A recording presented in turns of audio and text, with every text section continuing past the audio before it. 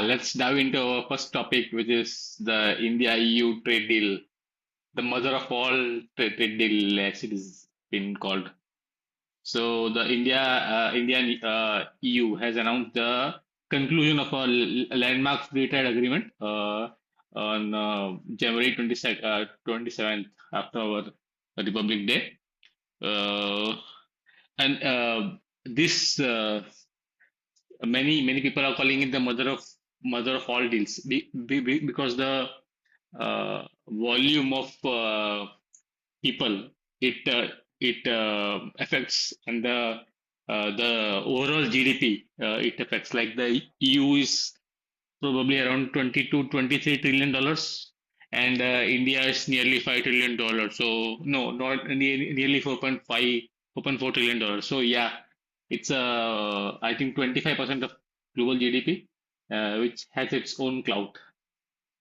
So yeah, Nimish, do you want to dive deep into our some interesting topics like how this trade deal will benefit India? Yeah, so I think it's a very big deal, impacting 2 billion people as you mentioned, and it looks like a win-win deal for both EU and India. Uh, from the Indian side, I think the main boost that we will get is to our service industry. Like a lot of services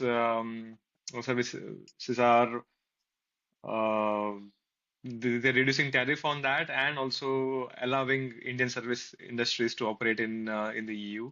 We're also allowing a Hmm. lot of European service industries to operate in India now, so it's a win-win for both sides. But we have a bigger services export sector, so that sector will benefit quite a lot. Um, What about like our labor intensive sectors like textile, apparel, uh, leather, footwear and gems, oh yeah, of which course, all, yeah. yeah, they all will get a near zero tariff. Oh yeah, yeah. So our goods industries also will benefit from this, and it will see zero, yeah, near zero tariff. And we are exporting a lot of these goods already right now, so Mm. this will just Yeah. get boosted even more after this trade deal. And yeah, as you said, EU is a big market. It's a $22 trillion market. So getting access to that market at a near zero tariff is a big win for India. Big one, At the yeah. same time, I think EU exports will also benefit, especially the automobile industry. Yeah. Um, it's one of the industries that will see a lot of benefits because now we are slashing tariff from almost 150% in some cases, 110% in some cases to 20%, yeah, even 10% in for 10%, yeah. Mm. car parts. So that will see a lot of boost. But I think that has some upper limit, right? Like $250,000. Sorry, 250,000 uh, cars, right? Yearly. Yeah, but that's already quite a big Yeah, limit, yeah, right? yeah. It's quite Yeah, a lot, yeah. yeah. I was reading somewhere that already the usual cars like the mid-range cars from BMW, Mercedes, and Audi, and all of that may not see much benefit because even today they're They not made in India. imported. Yeah. Yeah, they're sort of assembled in India, so they Hmm. don't see this high 140% tariff of that. Hmm. The really high-end luxury cars, the Ferraris Hmm. and Lamborghinis and those the Porsches and they will benefit from this bill. Benefit. Yeah. Um, Okay. yeah, I think the car parts industry will benefit because even the car parts will see a massive tariff slash. So Hmm. Germany is a big exporter of Germany, Poland, Uh, and big exporter yeah. of car parts. Uh, right now the Volkswagen and many mid-range like the cars, have been making their cars in India, but now they have an option to import, and then also they'll get low tariff. So I think it's the Indian car manufacturers have got a competition now, and it's a good thing. Competition is Yeah, good. yeah, that's true. Yeah, it's good for the Indian car industry and it's good for the Indian consumers. Consumers, yeah, But from the exactly. consumer point of view, yeah, they have an option.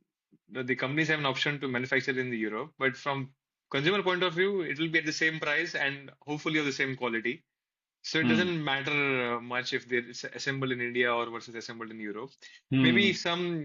there will be some job loss in that industry if it's not if it's no longer assembled here. Then the cars Hmm. maybe some job loss in the assembly industry in India. But from the consumer standpoint, it's still the same. Actually, like many companies which manufacture some cars or some variant of their cars in India, and the rest they don't manufacture. Like some products do not launch in India. So that can also be so that's also a good thing for the companies like some Yeah, BMWs. I think right. some Saab and all that kind of brands which are not even there in India. So then they Right. can also get the foot in the door. Yeah. So Yeah, it's a that good makes sense. thing. Hmm. Yeah, the industry will become more competitive, more More innovative, and competitive, they'll resilient. Yeah, exactly. yeah. And what I have read is this tariff reduction will not be applicable to EVs. EVs will still get I think 5 more years, and after that the tariff of EVs will also be reduced. Yeah, I think the government is trying to ensure that the local EV industry does not Yeah, um yeah, does not get at least gets they get a chance to yeah, because it's a mature. budding industry, right? Yeah, exactly. Yeah, to become mature before the competition from foreign players come in. Yeah, But yeah, I think exactly, German cars, they are good, the EV cars there. But I think the bigger threat is from the Chinese EVs and yeah, exactly. other players, not German EVs. So, uh, but yeah, anyway, I think it's good that the local EV players will get some longer runway before the competition starts. Exactly. Any other area which you have read some interesting tidbits? Yeah, I think the other big industry that for for the benefit of Europe is uh, the liquor industry, the wines Hmm. and Hmm. spirits Yeah. and uh, whiskeys and all of that. So that the tariff on those will also be slashed. Um, Hmm. uh, Agricultural products as well, like the olives and olive oils and this and that. So I think both sides will slash tariff on Yeah, some but agricultural product, except agriculture. Yeah, agriculture for only that premium product, not or not yeah, in this mass yeah. I scale think products like the wheat, with grains and all. yeah, yeah. Both sides were trying to protect their domestic farmers and domestic agricultural industry. From the EU standpoint, beef, sugar, um, dairy, and some other products. So they did not want to impact their local industries in these sectors. So those Hmm. will still see the tariff they have today. I think the same thing on Indian side. From our side, we also did not open up some of the sectors to this trade deal. I wanted to protect the local farmers, which is fine. Like we have to make some concessions here and there, as long as Exactly. yeah, we're opening up the market for most of the products. It's fine. So I think 96% of the EU exports will see tariff drops after this deal, and 99.5% of Indian exports Hmm. to Europe. Hmm. 99.5, so quite a Hmm. yeah, Quite almost a lot. all Yeah. Indian exports to Europe will see tariff Exactly. slash. Yeah. So that's quite interesting. I read somewhere that this deal was actually under this something like this was getting discussed even in uh, Yeah. 20, 2 decades. 2000, Two 2 decades in decades, right? making. Yeah. Yeah. Yeah. But it's not really true because we just shelved this deal after 2012, so nobody was making Hmm. progress on this after that. And Hmm. that the deal that was getting discussed 2 decades ago was completely different. Different. So Yeah. a different deal altogether. It's not the same. So we Mm, tried something 2 decades ago, it didn't work, and we never pursued it in a right way. And now, because thanks to the geopolitical situation, exactly. we made it happen very in a very short span of time. Um, there were like 20, 30 rounds of negotiations or even more. Like the we people from both the sides met 30 times. They sat together for these negotiations, and then so it was a long time in making. And yeah, I think Trump made it quicker. So Yeah. thanks to Trump. Yeah. Yeah, before getting into this geopolitical engine, which is the real driver for this FTA, I want to add some other uh, service related things which will which will impact India. I think in the financial services industries, I think we have given many concessions like. We have given FDI. FDI insurance is allowed till 100%, and in banking till 74%.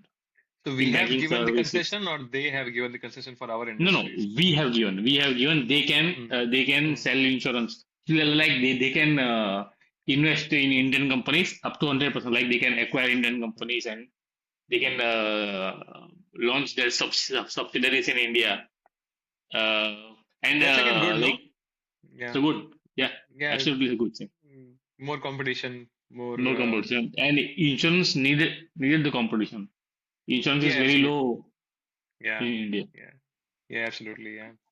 And many EU banks can now open up to, I think, 15 branches, which is, I think there's some law that you need some, you can only open some number of branches if you are, I think, foreign owned or like some FDI related clauses. So now it's been allowed for 15 new branches. It's a good thing which will only increase the investment opportunities in India. Yeah. For Yeah. further 15 the branches will cover a lot of Indian cities, basically. yeah, So not bad. exactly. And this deal also tries to uh, like UPI. The UPI is one of the thing where it tries to internationalize the UPI. Like Oh, it's I not didn't see that. So what is that? So are we like making yeah, some yeah, yeah, agreement for yeah. the It's UPI? not yeah, it's not clear, but I think for I think online payment systems and like the online e-commerce system, the UPI UPI will be supported or implemented by by agencies. But I don't think it's very clear now, like how it will happen and what is the mechanism. Still, it's very important that it's and the agreement has uh, some kind of UPI thing so that That's nice. Yeah. yeah, France nice. was trying something with the UPI, if I remember correctly. So yeah, if France can adopt it in a widespread way, then other countries will also get on board. Yeah, So yeah, not bad. Yeah. exactly. So yeah, like you were saying about the geopolitical push which made this FTA happen. So, like I've read somewhere like this deal is underpinned by three important geopolitical shifts. One is the de-risking of China, like the China plus one system, and other is the recalibration of whole Europe because of this Russia-Ukraine thing. Like the Europe is thinking about the security and from its security lens and from its economic lens under the cloud of the Russia-Ukraine thing. Mm. And the third is the obviously the Trump and his tariffs, Yeah. which have wreaked havoc on the world economy. Yeah. So yeah, these broad three uh, uh, sh- broad these things have pushed both India and EU to sign this trade deal. Yeah. What Yeah. do you think, Nimish? Yeah, About this? absolutely agree. I think the geopolitical situation right now is such that everybody is looking for multilateral partnerships in every domain. Nobody Hmm. wants to rely on a single point of failure in when it comes to relations. So they're just diversifying, and we should diversify as well. We should, in fact, seize this moment where people are now a bit concerned about the US as well as the Chinese relations. So they are looking for other big partners, and we are obviously the obvious alternative to these big powers. So we should seize this moment, and this is a sort of a landmark agreement which will open doors for other agreements. So other countries will see that okay, now EU has done a deal with India. Others will get inspired, and they would also uh, get the wheels rolling. And if they're already discussing this, this deal can become uh, like a blueprint for other deals as well. Like if Canada is trying to make Exactly. a deal with India, they can. Yeah. I think Canada already has a deal with India. Maybe Yeah. some, yeah, no Like other country. Canada is trying comprehensive like this EU FTA. Canada is also trying for FTA with India. Yeah, so It's right, so in they it's can on cards. basically this deal will become yeah like a blueprint, and um, it will make other negotiations easier for us. The flip side Exactly. is that everybody will want the same concessions that we have given to the EU. They can point to the EU deal Mm-hmm. and say that, okay, you have given these concessions to them. We also want the same. We want the EU deal, basically. Mm-hmm.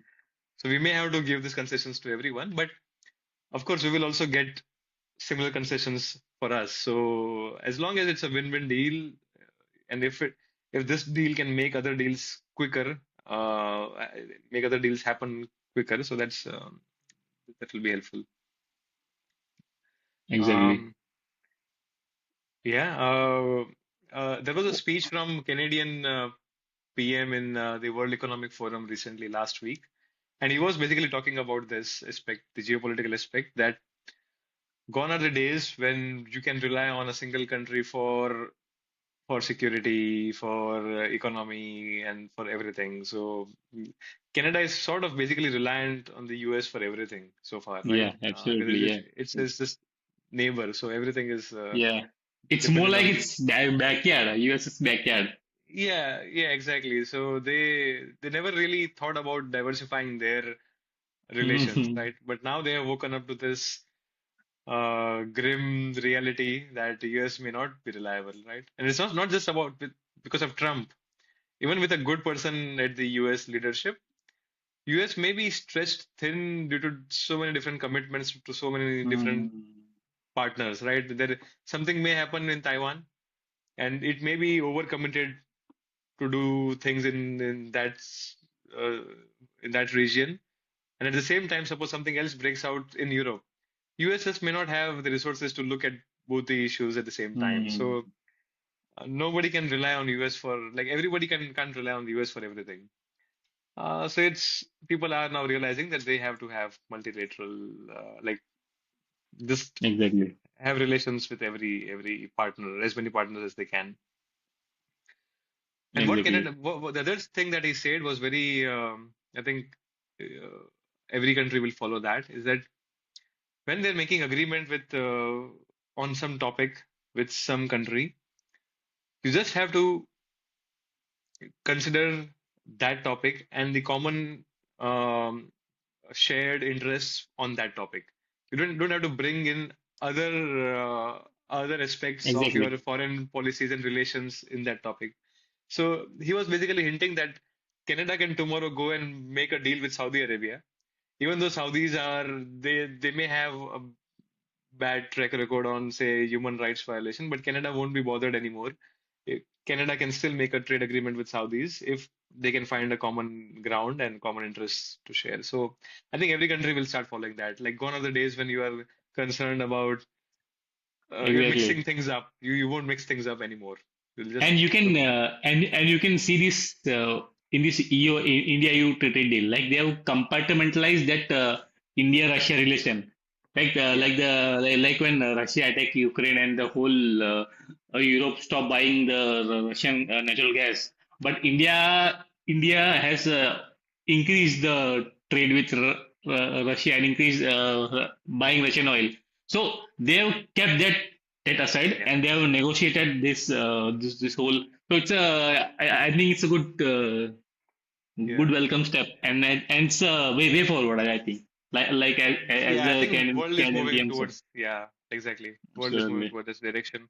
In fact, the US is crying foul about this thing that EU is sponsoring its own a war on its own country because they are importing from India, who is importing from Russia, so they are sponsoring their own war, something like that. Hmm.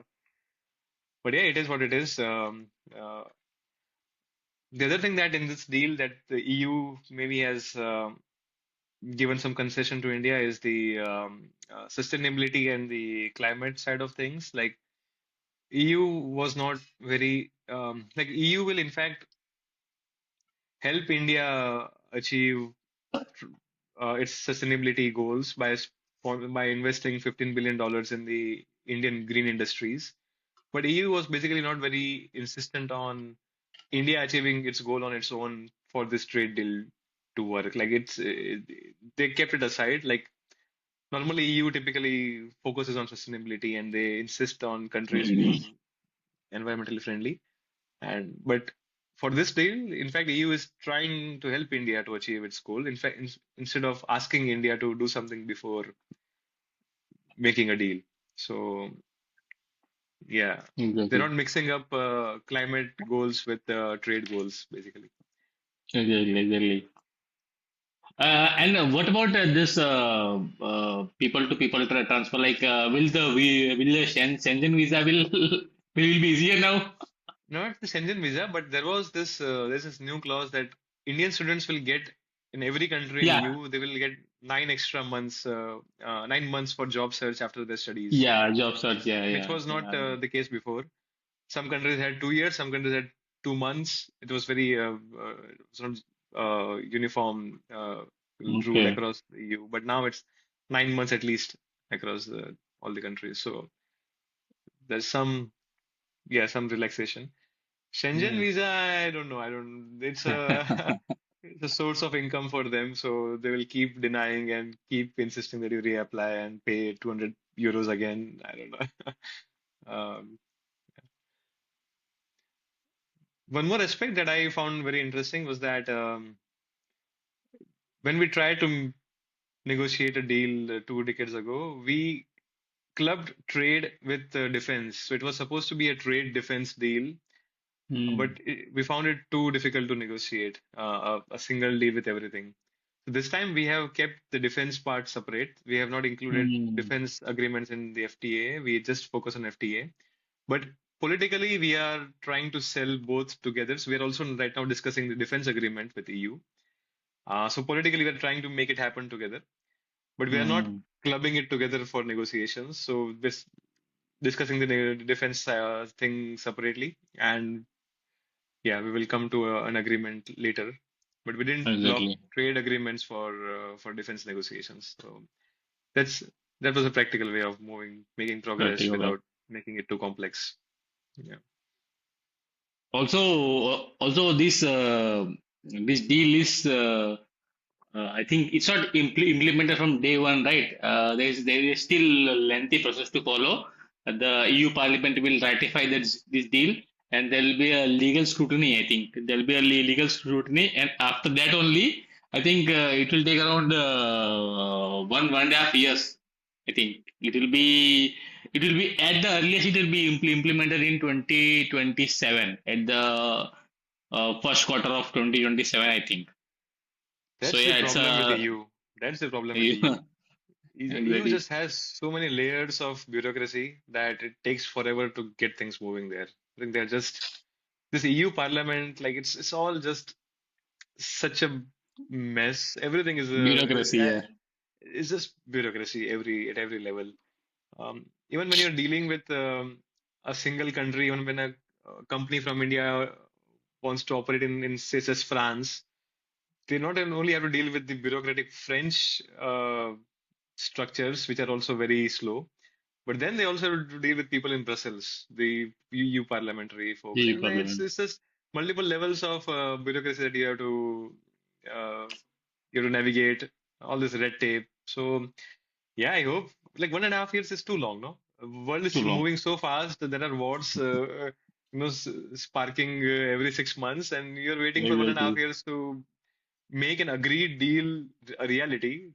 Yeah, That's really. too long.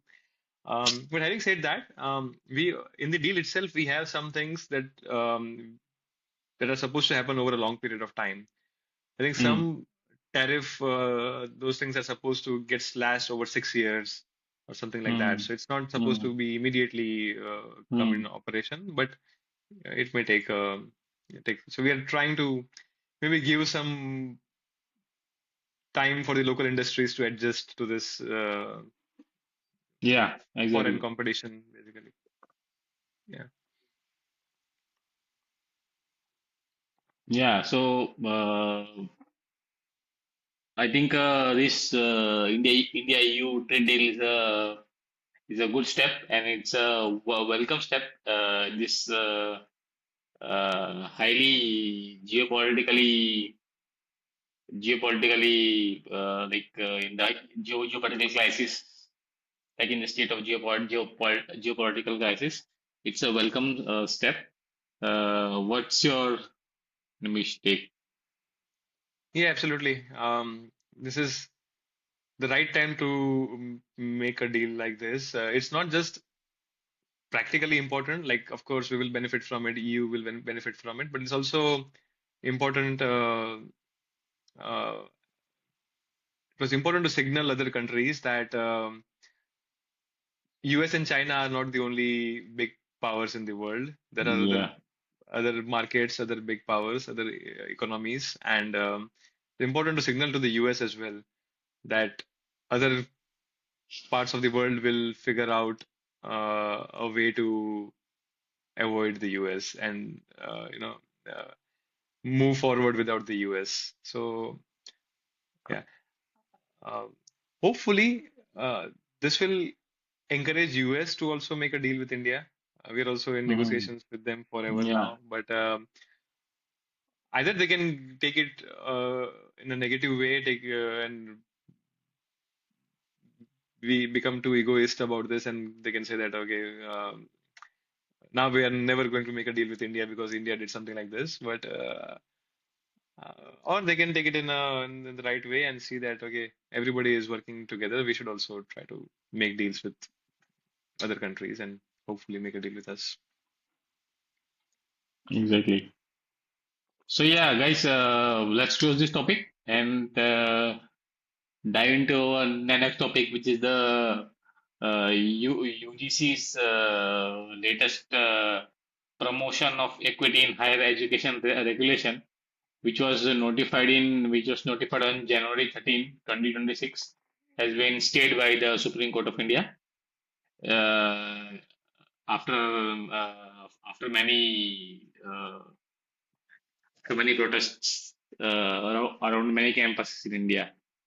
So, if we just briefly mention this, what was that uh, equity notification, and how it was discriminatory. So I think the 2026 rule defined caste-based discrimination specifically against SC, ST, and OBCs.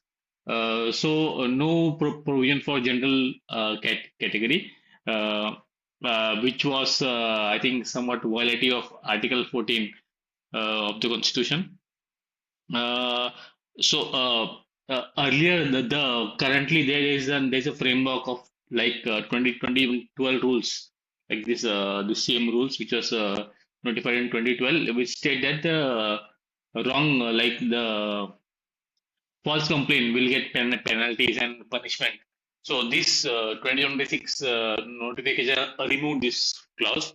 So which raised fear that many will misuse this clause, and also there was a mandatory equity committee which must include the representative from the reserved categories like SCs, STs, and OBCs, and but there's no provision for general categories. So there's no compulsory representation of general category. So that's also a point of issue. So and other thing was the strict timeline issue. So the equity committee to meet, I think within 24 hours of the complaint and report within 15 days. So yeah, some argue that it will very haphazard and will lack the depth of like some complaints and that kind of. So and the Supreme Court also said that this notification is very vague in this language and does not solve this issue of caste-based discrimination in many and also call it regressive in some sense. Hmm. So yeah, Hmm. so this is the major issue. What do you think, Nimish, uh, Um, about this?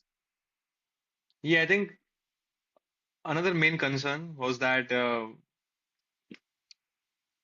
not I don't think it should be a concern, but the concern was that the 2012 that advisory, it was an advisory basically. It was supposed to be uh, an advisory that to institutes that you have to handle such cases in such manner and so on. But it was not binding. Institutes can drag their feet, may not do anything, and that there was no power given to the central government to do anything about it. This fa act is basically making it a legally binding and yeah, it is a binding sort of regulation where if the institutes fail to comply with it, the accreditation can be lost. So the institute can yeah no longer function as institutes if they don't follow this regulation, which to my mind is it's not bad, right? Like this is there are other regulations that institutes have to comply to. And if the regulation is drafted in the right way, I think the vagueness and that is critical. That has to go. But if the regulation is drafted in the right way, Yeah, uh, exactly. the institute must comply to a regulation. Why not? Uh, so the and so that's one thing. It's sort of binding, but also the head of the institute is personally liable for this. They are made personally liable, not just an institute as a whole, but they are made personally liable for making sure that this happens. And if it does not, if some cases do not, they are not handled in the right way, the person may get fired or something like that. So this creates a negative incentive for the head of the institute to maybe always, you Hmm. know, get biased towards one side over the other against the other. So that is also a bit something that has to be uh, worked out in a better way. Um, in general, I think the government was trying to address Supreme Court's concern itself. So there were many cases of suicides because of caste-based harassment and other kinds of harassment cases that came Hmm. up. And Yeah. Supreme Court directed the government to do something about it. And I think this is government's first try to come up with something to address this concern. But I think it was botched and it was not done in the right way. Um, Hmm. so yeah, something has to change. Now Supreme Court itself is again telling the government that this is not okay. So they have Yeah. to. I think the vagueness is especially striking. Like such a regulation Vagueness can't be is vague, right? yeah, and also I think there's somewhat political color to it. Could be, but leaving all of that aside, right? If the central government was truly doing this in the good spirit and they're trying to address Supreme Court's concern and they're drafting something, draft it in the right way, right? This is such a consequential kind of regulation. Yeah. You can't be vague and you can't Yeah. leave Exactly. loopholes for misuse of such a powerful regulation. So that has to be addressed. Yeah. Uh, Exactly. Eh, And Why are you saying this? Why are you saying there's political color to this? Like, is there some yeah, I thing? think the many the political party of the ruling government also, I think, protested against this law in many states, like in Uttar Pradesh. In Exactly. So this, it's actually politically difficult to. So it's the government is not trying to appease someone. In fact, they may, um, even their voter base will get may not be happy with such something like this. So yeah, but yeah, actually, I agree that that the many reserved category students face caste-based harassment, but here the it will be not affirmative action. It will be like a regressive step, like when you're not including general category students among this pool, you are purposely segregating the two, like general category yeah, no, I students and agree. reserve So students. we can discuss that, but I'm trying to understand the political color to it. Like it Yeah, feels this to me only that political colors means the this general category students were not included, oh right, and right, only yeah, the reserved. Yeah, yeah, yeah. yeah, but The main opposition regarding this political parties in the Hindi heartland was for that only. yeah, yeah. No, it would be politically motivated from the government if they were trying to appease just their voter bank. But in this case, they in fact made distance their own voter Yeah, bank, right? exactly. So this Yeah, is not, because the OBCs and they vote for this with BJP government. yeah, but they Not also all have. OBCs. Yeah, So you're saying that they're trying to appease that section of their voter bank, like. exactly. Yeah, yeah. Hmm. I'm saying that like the UP and BR's caste based politics, they are trying to Hmm. appease that Ah, okay, I see, I see. section of people. Yeah, Yeah, and I think if you look at the population composition, typically general category is sort of the minority. Like they are yeah. fewer than 50%. Few of them. So Yeah, yeah, I get your point. Yeah. yeah. Uh, If we like, if we discuss about this whole reservation as a issue, it will be a very huge, yeah, no, and no, no. Yeah, just trying to we can understand do. how this could be in the political interests of the ruling government. Yeah, and that makes Yeah, sense. Like in certain states, definitely it may help them to appease certain sections of society. Yeah. exactly. Coming back to the regulation, I think yeah, you're right. It's regressive in the sense that 2012 advisory was more general. Like it included all forms of harassments, violence. It was not uh, there was not, it was not focusing on just caste-based discrimination. It was worded in a general way to cover every harassment Hmm. or violence that can Exactly. happen in Yeah. a education campus. So yeah, to change that to just focus on certain sections and then only that harassment and then make it binding. That's I think making it binding is fine as long as it's inclusive for Yeah. for everyone. Yeah, yeah.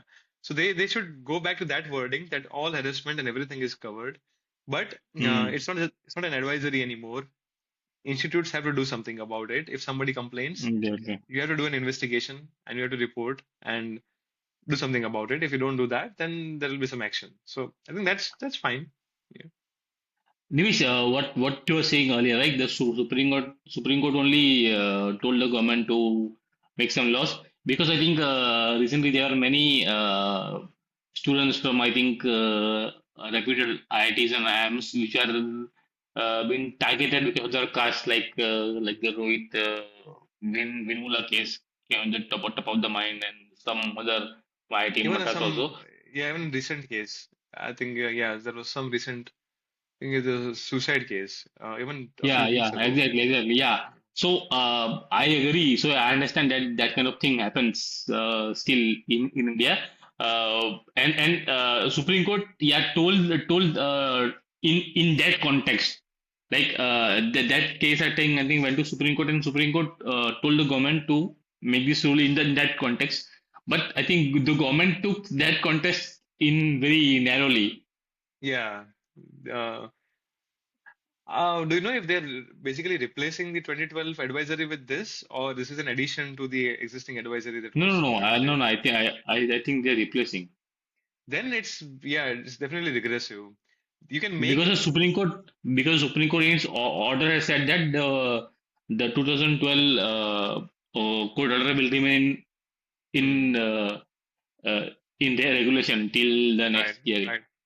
So you can make the existing regulation more broad and act more, like add more clauses to make it more implementable, but you can't restrict it further. So it's a regressive step in that sense that you are now Yeah, regress restricting reducing the ambit of that regulation. Now you're only exactly. focusing on one form of harassment, and what about other forms of harassment then? Right? So yeah, I think it's they should just keep the existing wording about the harassment and the other Hmm. general cases and add Hmm. a clause for caste-based harassment and maybe add further specific steps to address that or do something about that. But you can't, yeah, you can't, yeah, the earlier, yeah, it can't become more restrictive now. So yeah, I And also, it can be this new rules can be misused in many ways. And yeah, so it's absolutely, yeah, yeah, yeah, you yeah, when you're in the central government, like when you're the UGC, you have to look at the whole who will misuse, who will try to misuse. There you have to, exactly. yeah, all the edge cases, right?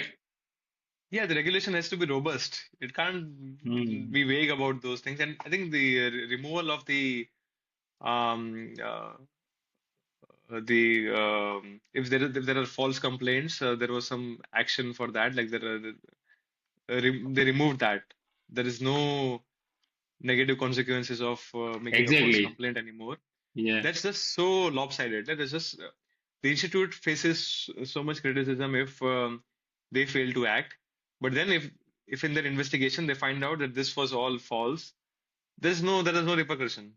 Uh, the Exactly. the the accuser can just walk free, and so there is no incentive for the negative spirited people to not misuse this Yeah. regulation. So Exactly.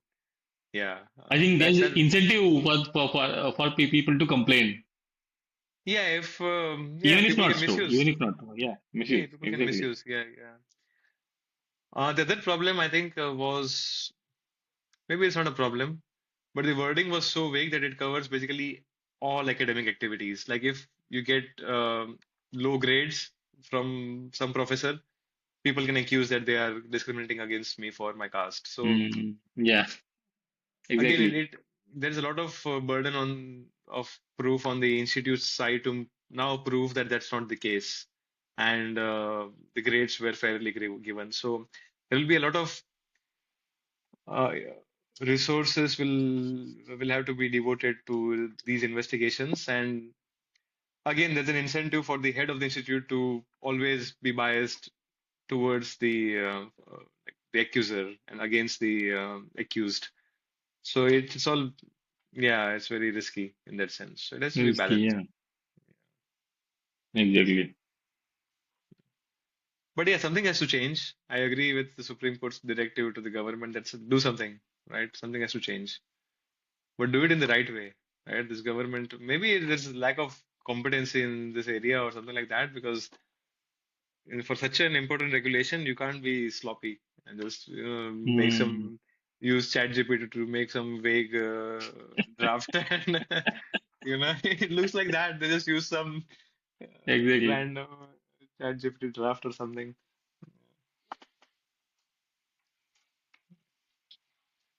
So Exactly. Yeah, like you said, do something, but do it in a good way. yeah, yeah. Having said all of that, I think I see a lot of protest, which is with ill spirit, which is with like a lot Yeah, of yeah, protests yeah, yeah. against this Some regulation. protests are in his speed. Yeah, exactly.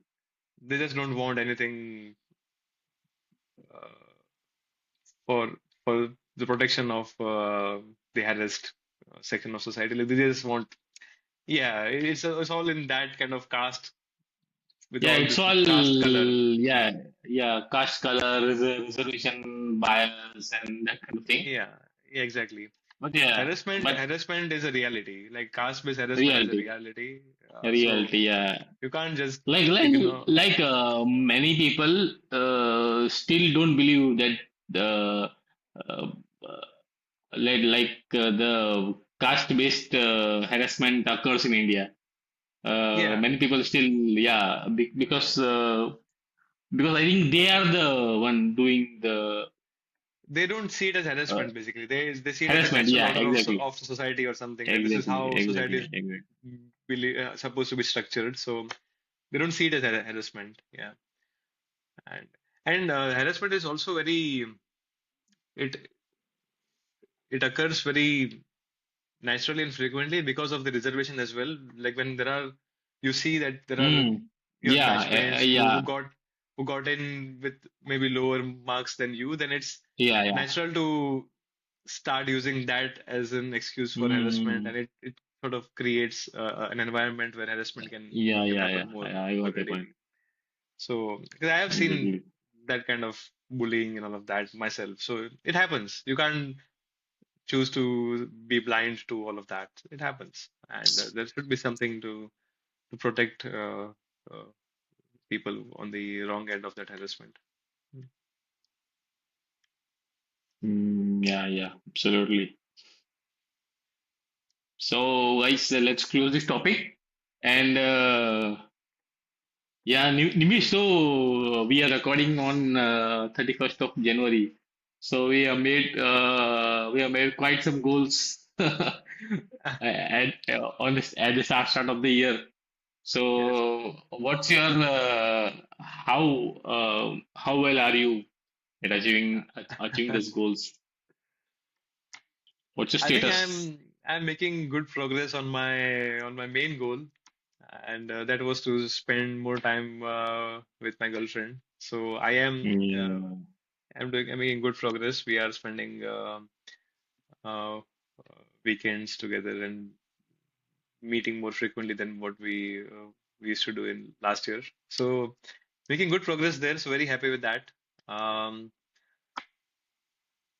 I am also making some progress on the chess goal that I will prepare some chess openings and so on. So now what I do is, so I play chess matches more regularly. I was doing that before as well. Like every 2 weeks, I'll at least play one match, and I'm doing that this year as well. But now what I have done is before the match, I devote half an hour or at least half hour, 45 minutes to prepare an opening before the chess match. Earlier, I just used to show up without preparation and just play the match, but now I'm preparing for half an hour. So that will like that sets aside some time every week or once in 2 weeks for chess preparation. So making progress that way on that front. Does the Um, opening has have a major impact on the whole game? It does. It does. Like, especially if you blunder severely, if you lose a piece or something, it's easy to sometimes do that. Like, you can losing a pawn is is definitely possible, but sometimes, like, if you make serious blunders, it's after 10 moves, you're sure to lose a piece and something Hmm. like that, and then you're not going to recover from that. Um, yeah. So normally, what my strategy is I'm really bad at openings, so that's my weak point. What I do is I just play very safe moves. I don't try to uh, get benefits of my from my opponent's wrong moves in the opening. I don't become too greedy and go for aggressive moves in the opening to make sure at least out of the opening I am safe, and then I try to use my strengths to eventually get to a good position. But that means that I'm leaving opportunity on the table, right? I am not making use of Hmm. my opponent's Exactly. wrong moves in the opening. So yeah, hopefully but opening prep requires a lot of time because there are just so many variants and just so many different possibilities. Exactly. Yeah. So you can never be completely prepared. There will be some surprise from your opponent. So you need to have a way to cope with that. But at least in the normal regular openings, I should know what are the normal moves. So I am making progress there. Opening means till how many moves? It depends on the on like some openings are very, very deep, but of course nobody remembers like at my level nobody remembers all that deep moves. But at least I think 6 to 7 moves. So there are two things. Opening is like Yeah. six to seven moves. You understand all the dynamics that if you move this Mm, pawn, then that pawn is basically weak for the entire game. So that kind of mm, for 6 to 7 moves, figure out what not to do, what to do, and so on. But the other thing of opening theory is it tells you if you understand the opening dynamics very well, you basically know how to play the middle game, like which pieces belong on which squares, essentially. So, what should you do to make your pieces the most active, and where should you bring your pieces mm, with this opening structure? What are the best squares for your pieces? So, if you don't understand the mm, opening dynamics, you just don't know that this knight belongs on this square, so you should target to get your knight on this square. So opening theory mm, also teaches you that how to activate your pieces in the best way and find the best squares for your pieces. So it's also a long-term thing. It's not just those 6 7 moves, but in the long for the entire game, what should be your strategy? Uh, mm. yeah, I'm learning all of that. Interesting. Yeah, a long way to go though. Yeah. So these two goals Yeah. that apart from these goals, I am not making. I don't think I'm making much progress on the other goals. I'm not. Especially the health goals. I'm eating healthy food. So, but I was doing that before as well. So that's not a change. In fact, I'm not being as active as I was last year for in the gym and so on. So I have to catch up on the health activities. So hopefully next month. Indian hangover. Indian hangover. Indian hangover, yes, but also like I'm right now spending more time with my girlfriend, so I'm Yeah. just I'm just prioritizing other things right now. So yeah, I Exactly. don't get enough time for anything else. What about How your about you? what was your other goals? Like have you been reading and stuff? Did you complete?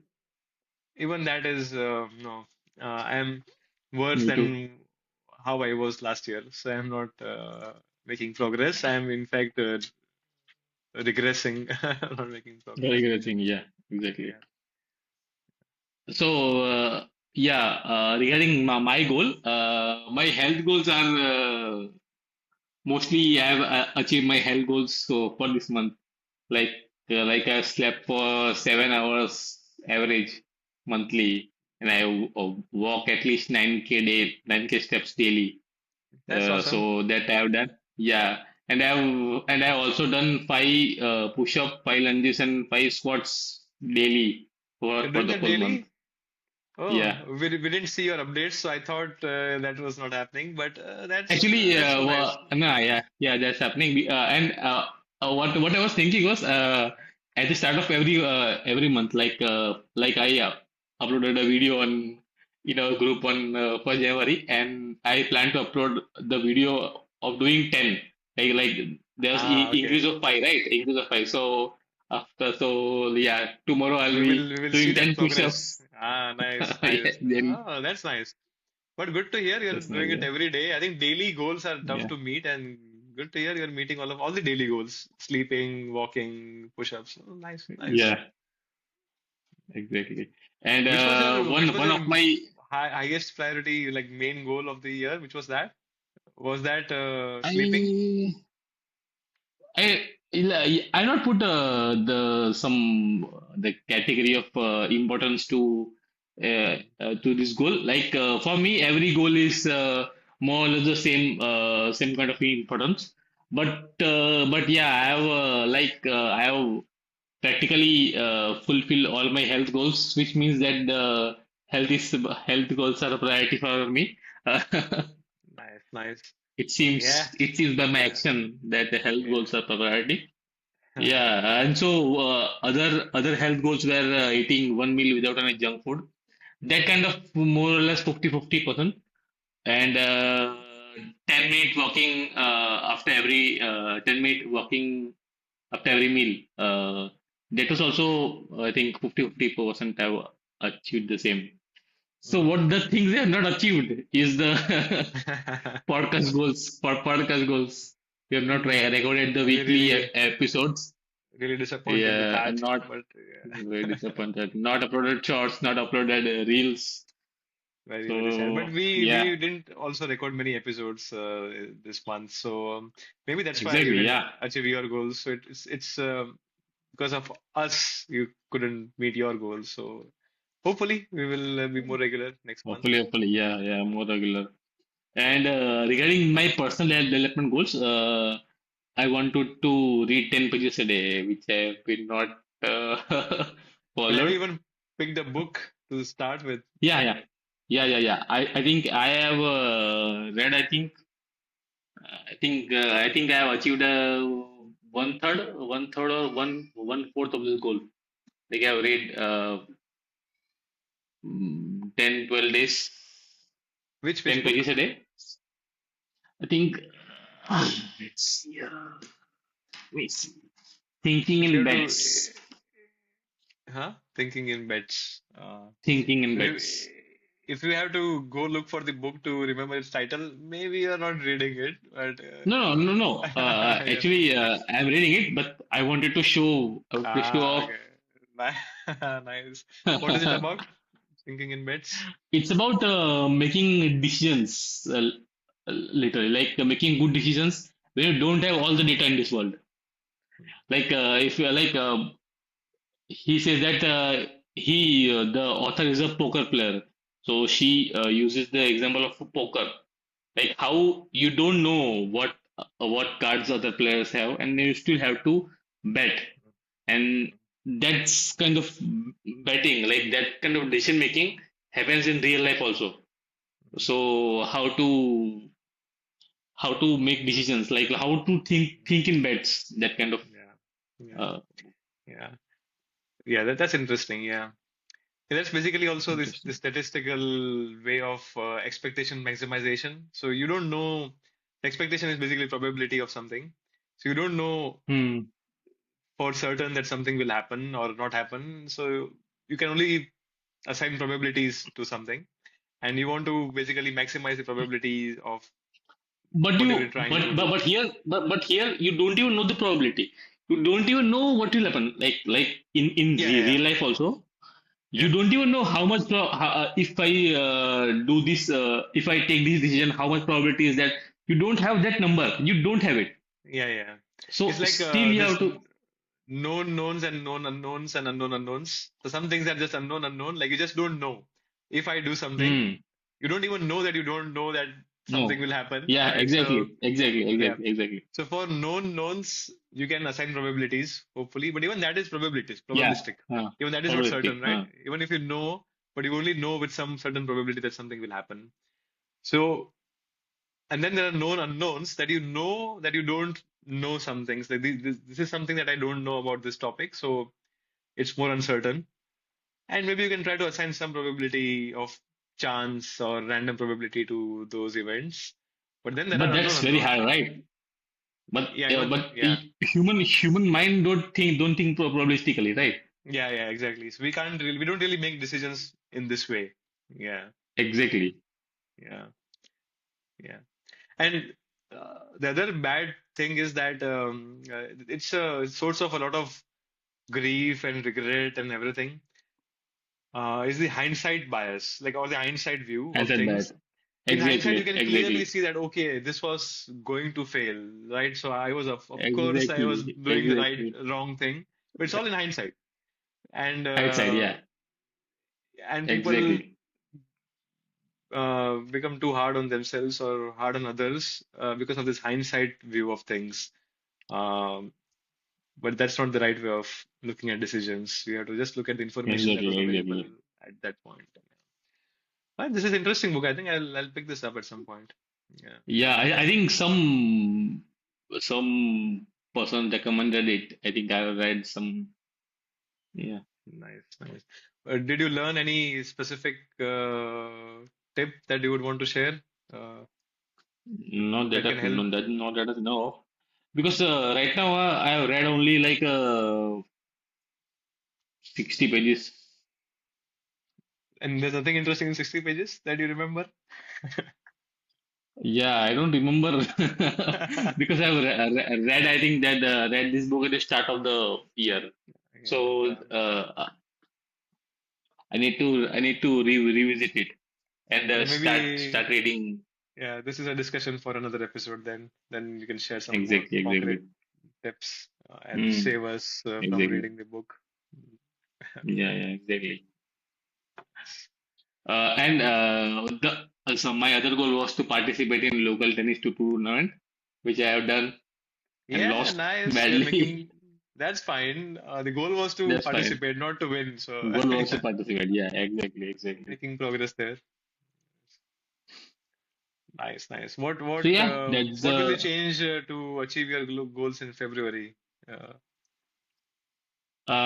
I what I think is we have not made that dashboard and the kind of stuff that people can watch and uh, be accountable, like be held accountable. So I think I'll make some goal sheet, like we can depend on Mayur to make that we to have make the to Google sheet.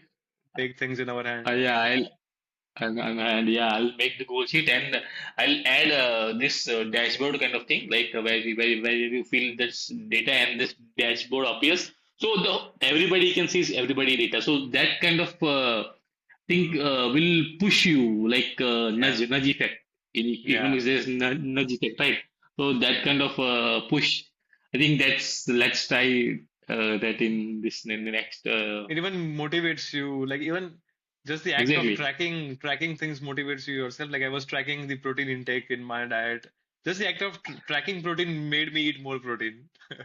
And the act of tracking and the act of like the act of someone watching you Yeah, like absolutely. And then you like this share it, like then it, yeah. that the double slit experiment, right?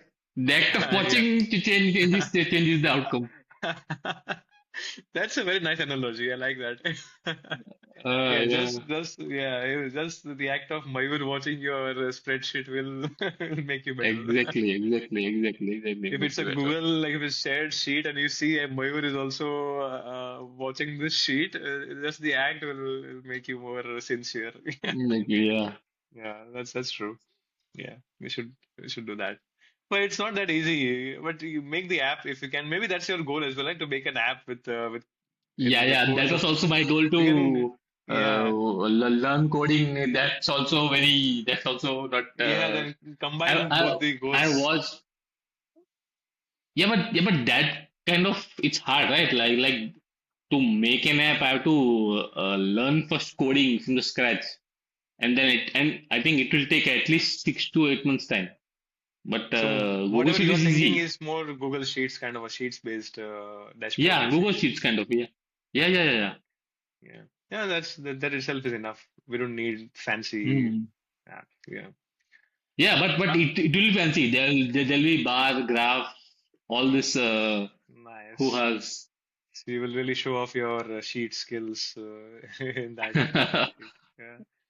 Nice. Look forward to it. Yeah, I think I also need something like that to keep me on track. Yeah, exactly. The other thing is there was some hangover of returning from India as well because I was just wrapping up too many things, cleaning and all of that because I was far for Hmm. so long. But now I think life is more in has Back on track. become back on track on routine. So I think I'll be able to find time every evening to make progress. Exactly. All right. Hey, Nimish.